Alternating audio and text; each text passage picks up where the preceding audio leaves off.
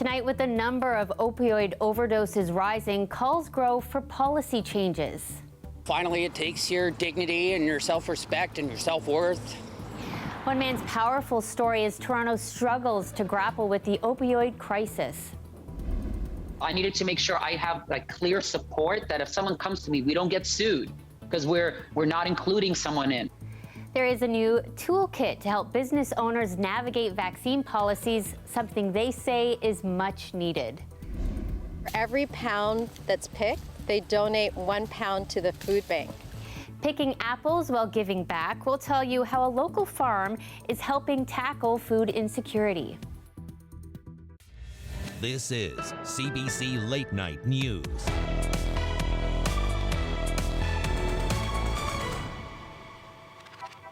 Hello, thanks for joining us. I'm Shannon Martin. Before COVID took over the headlines, there was that other health crisis, opioid addiction. In the last few months, the number of overdoses is up almost double. Dale Manukduk talked with frontline workers to find out why. Plus, he has one man's struggle that almost cost him his life. We take the drugs take us, and there's no telling when it'll stop. Former IT consultant Bradley Finch just got out of treatment. Now he's in a sober living house and is nearly 40 days clean. He's been trying to stay off drugs since 2015 and has overdosed several times on fentanyl. I remember the thought before I overdosed that, well, I'm just going to run this till the wheels fall off. And it doesn't matter if I die, because I just didn't value my life. I was okay with dying. Finch was clean for 16 months before a relapse last September that sent him back out for 11 months. While it hasn't cost him his life, he's lost just about everything else.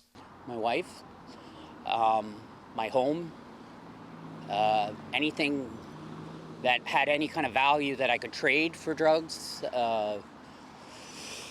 And then, finally it takes your dignity and your self-respect and your self-worth. In August, Toronto Paramedic Services received 689 non-fatal calls for suspected opioid overdose, as well as 30 deaths due to overdose, which is one of the highest numbers we've seen since we began recording the data. The belief is that the drug supply is becoming increasingly toxic and poisonous. Rhiannon Thomas works at Toronto's drug checking program and says she misses the days when people were using heroin because at least they knew what was in it. Now what we're seeing are new synthetic opioids. The drugs are terrible on the streets. People need access to drugs that they know what's in them. In addition to the drug checking program, harm reduction services, and other initiatives, Toronto's Board of Health has called on the federal government to implement decriminalization of small amounts of drugs. The federal government could implement decriminalization today. In fact, they don't even need to pass legislation. It can be done as an exemption by the Minister of Health. Cressy says the opioid crisis needs to be tackled as a health crisis, not a criminal one. The federal government says we will continue our work with partners at all levels to support their local and regional needs in this crisis. We recognize the different approaches cities and provinces are taking and are supportive of their work. While the overdose numbers are scary, Finch says addicts are more than just statistics. We're real people. We're real people with real feelings. We're wonderful people, and we're intelligent people, and we're emotional people and sensitive people. Most caring people I've ever met are addicts. Toronto Public Health is seeking community feedback on alternatives to drug criminalization. The deadline for the online survey is tomorrow. Dale Manukduk, CBC News, Toronto. Meantime, Ontario reporting 653 new COVID cases and 6 new deaths. The majority of these new cases were of people who are not fully vaccinated or whose vaccination status is unclear. In Toronto, the city's Shop and Vax campaign continued at 5 shopping malls today. It's all part of an effort to make vaccines more accessible for anyone who hasn't gotten their first or second shot. Mayor John Tory was at Sherway Gardens in Etobicoke, urging residents to get vaccinated. He also said thank you to those who rolled up their sleeves this weekend. And I've tried to say to them how important that is, and that I'm glad they've become comfortable, and they've said they've talked to their doctors, talked to their family members. They might have had some hesitation about getting vaccinated, but they've now done it. And I think that's, as you know, really important both for them, but also for the overall well-being of the city. Tori says more than 500 people got vaccinated at malls yesterday. For a full list of public clinics operating this coming week, you can visit toronto.ca.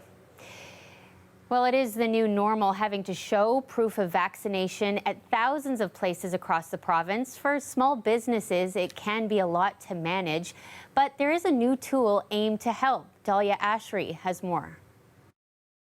It's been 4 days since proof of vaccination was implemented in Ontario. Alex Sayan mandated a vaccine policy at his dance studio back in July, a decision that didn't come easy to him. I did not want to make this decision.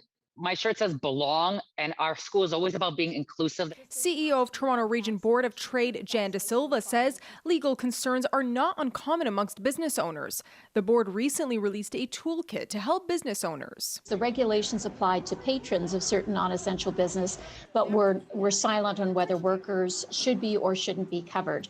Right at the moment, that's an option for many non-essential businesses that are not federally regulated. So we provided some insights in terms of what their rights were in that regard and what others in their sector were doing. What do you think of a toolkit like this? I would have died, killed for it. Like in July, when I had to navigate all this, I'm not a lawyer. So I had to reach out to friends who were lawyers. I needed to make sure I have like clear support that if someone comes to me, we don't get sued. For staff that are exempt from being vaccinated, this employment lawyer says it's the business owner's duty to accommodate the employee. But for places that can't, of course, there's the risk of liability in terms of lawsuits, contentious litigation against your employer. And I think at this point, quite frankly, it's the cost of doing business in a pandemic. Sayan says he's happy his fellow dance instructors have supported his mandate policy. And with digital vaccine passports rolling out in Ontario on October 22nd, he hopes patrons and staff continue to be positive and supportive. Just continue to be a rainbow in other people's clouds. Spread good. That's all we can do right now. Dahlia Ashry, CBC News, Toronto. As we saw last night, sports fans may be coming back into stadiums in greater numbers, but as Talia Ricci explains, teams face another COVID risk, some of their own players. To be a part of this atmosphere again, fans, referees, and coaches have to prove they're vaccinated.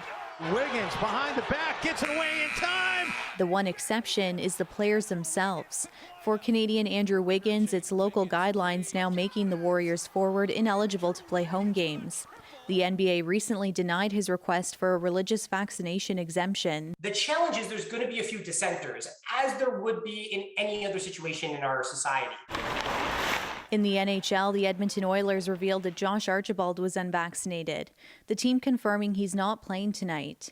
Experts say cases like this could be a huge financial risk for the industry. You can't have your core product paused again. That would be absolutely detrimental for these sports leagues. They'll have to perhaps make infrastructure changes and procedural changes to accommodate players who are not vaccinated. It's a situation playing out in workplaces across the country. Fiona Martin says her firm has received hundreds of calls from people who have been told they'll need to get vaccinated or they'll face termination or unpaid leave. Now, unless it's mandated by the government, the provincial, the federal government, that it is mandatory in your area of work, these employees are entitled to severance. Here's George Springer. Throughout the summer, the focus has been on outdoor sports, a lower risk setting. But into the fall and winter months, that's going to change. Is one person on a team dangerous? Well, it's more dangerous than if there were 0 people who were unvaccinated on a team. And with the power athletes hold, some say there's another kind of risk. They're so influential that what they say and what they do matters to a lot of people. And many of those fans are waiting to see what players like Wiggins decide to do. Talia Ricci, CBC News, Toronto. Toronto police have arrested 2 people following an anti-vaxx protest outside Eaton Centre.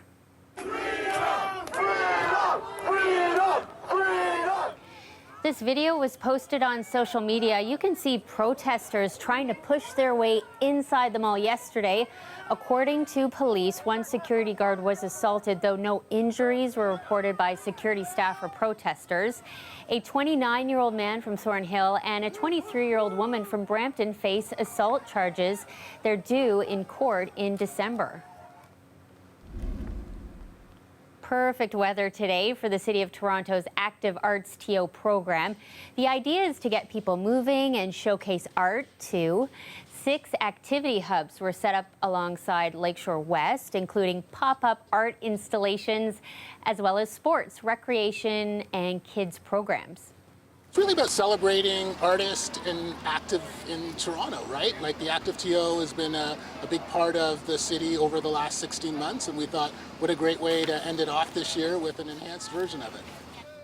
A number of community partners took part, including the Hong Luk Lion Dance and Kung Fu, the Hijabi Ballers and Muslim Women's Summer Basketball League, and Cycle Toronto.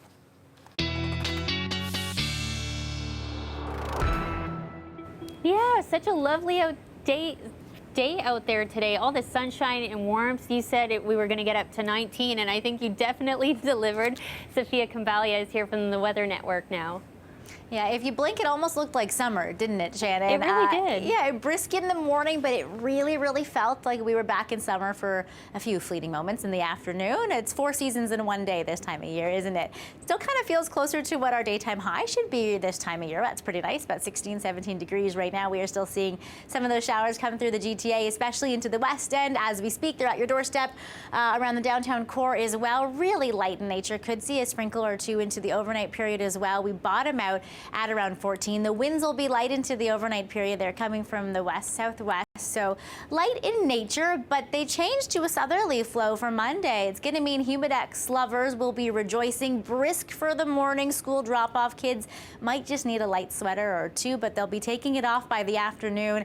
As we light a Humidex on here, it's feeling closer to 28, 27 all around the GTA, feeling like 28 for those of you right downtown, feeling like 30 if you're in the southwestern end in Windsor. And that Humidex won't stick around for long, but it'll be pleasant while it's there. It also brings in a little bit of active weather, some showers both in the morning and in the evening, very light in nature. Now coming up, I'll tell you why we are stuck in a seasonal but fair pattern for the long range. Shannon. Thanks so much. We'll see you shortly. See you soon. A milestone moment for a recreational sport in the country as 4 rugby clubs in Ontario participated in Canada's first ever mixed rugby tournament. Our goal is to be able to create these opportunities, not just across Ontario, but across Canada and across all sport, and then have that translate into everyday society. So it's not just about feeling safe, supported, and welcomed in your sport. We want to see that in every aspect of our lives and increase the quality of life for everybody.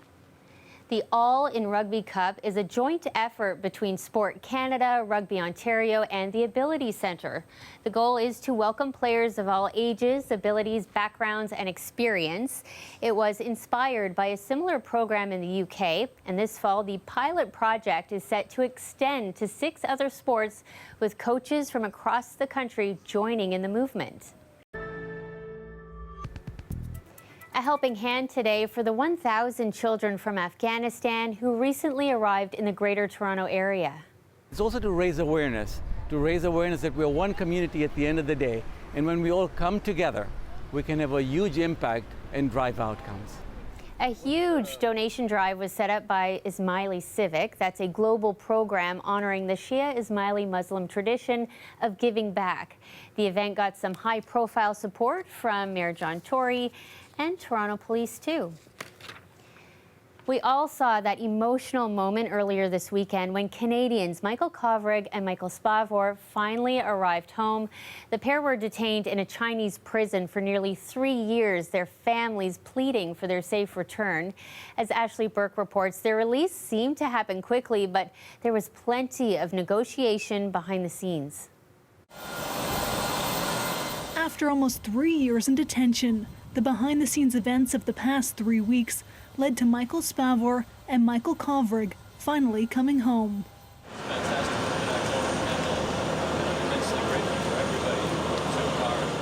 Canada's Foreign Affairs Minister was on the tarmac in Calgary with the Prime Minister for that emotional homecoming. You could sense a collective sigh of relief from Canada and joy at seeing our 2 Michaels finally back on Canadian soil. Morning, everyone. He says the key was the U.S.'s deferred prosecution agreement with Huawei's chief financial officer, Meng Wanzhou.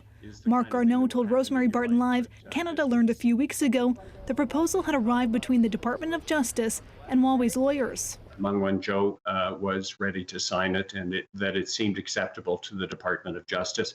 That sort of unlocked the whole process, and things happened extremely rapidly after that.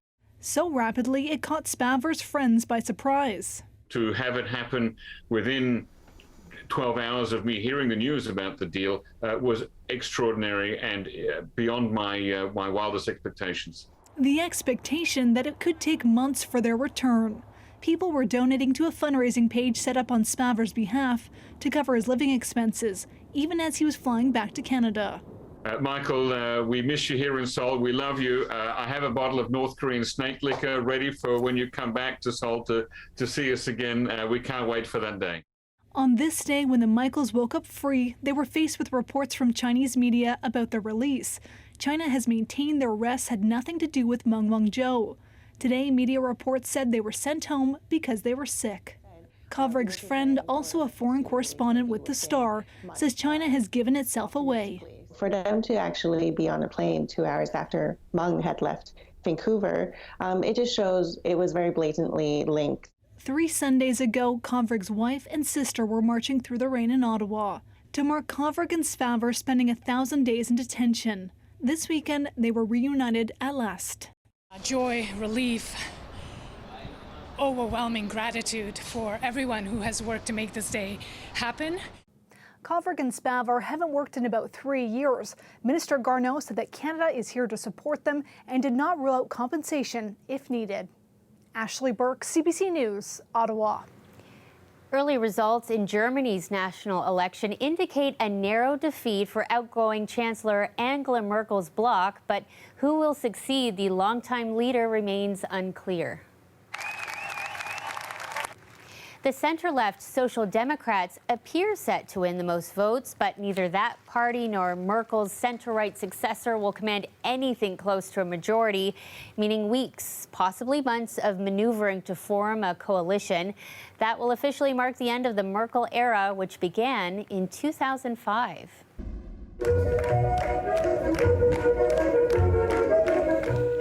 Sure, it may still be September, but some residents in the Kitchener-Waterloo region marked the beginning of Oktoberfest. It started on Friday. While there still are a number of virtual events, this year organizers plan for some in-person ones too. The executive director says coming together to celebrate is what Oktoberfest is really about. Normality is coming back. We're hoping that we'll see some of the weather change for the next couple of weekends. And some of our fest halls will run in a more open fashion. Having the music play, the food available, just adds to the ambiance of what we're all about. The festival will be on for the next 2 weekends. For a full list of events, you can visit their website, oktoberfest.ca. Well, you can tell by the chill in the morning, it's officially fall. Apple picking is one activity many love to take advantage of this time of year. And there's one farm in Stony Creek looking to give back by donating leftover apples from the farm to local food banks. We visited Luna Farms to learn more. These apples are also the most delicious apples I've ever had. And I'm a dentist, and apples are really great for keeping your teeth clean. You got it. You got it full. Whoa, that's a nice one. I picked this farm because for every pound that's picked, they donate 1 pound to the food bank. So community service and giving back is really important to me. Good girl, Luna, stay. Luna Farms is a really beautiful apple picking farm in Stony Creek, and one of our main ethos is to donate 1 pound of apples for every pound that we sell. So the owner purchased Luna Farms 2 years ago during COVID. So since then, this has been entirely a family-run operation with the help of some friends and volunteers. Last year was our first season open, and we donated 17,000 pounds of apples, which is amazing. This year, we're hoping to raise that or to match it. September, October is harvest time for apples. By the end of October, if there's apples on the trees, we need them picked. We need to get them out to people. That's when our pound for pound initiative goes forward. believe we have about 16 or so different varieties of apples. Beautiful landscape, just a wonderful place. It feels good to be here. Oh, good one. There's enough people struggling out there right now and all these crazy things that are going on in the world today. So that's kind of this pound for pound initiative here is really touched my heart, and I'd do anything I could whenever I could to come help out.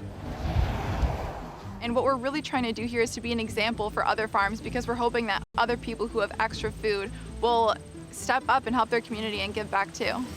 But no, how does this thing get off? Oh, this one won't work.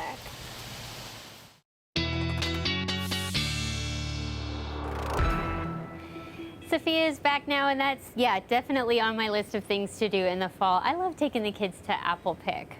Yeah, what a great story. 17,000 pounds of It's apple. amazing. My faith in humanity is restored. Just There you wonderful. go. I actually Yes. grew up not too far away from that farm, so good for them.